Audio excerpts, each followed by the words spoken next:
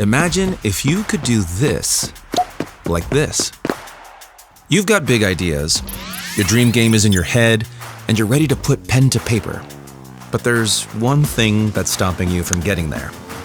There are bugs, glitches, problems, and every time you open Unreal, they just keep happening. Motion 2.0 changes that.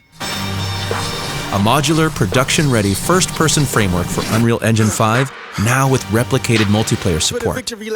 Out of the box, Motion delivers responsive locomotion, procedural camera systems, native first-person held items, and clean, component-based architecture.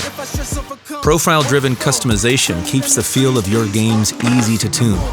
Everything from camera movement to held items live in a clear, reusable profile,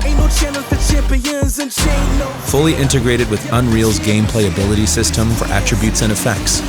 Structured, extensible, and ready for multiplayer.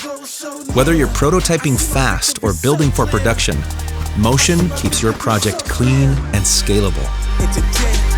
So you can move faster, stay organized, and focus on what matters. Motion 2.0, a complete first-person foundation for Unreal Engine 5. Ready when you are.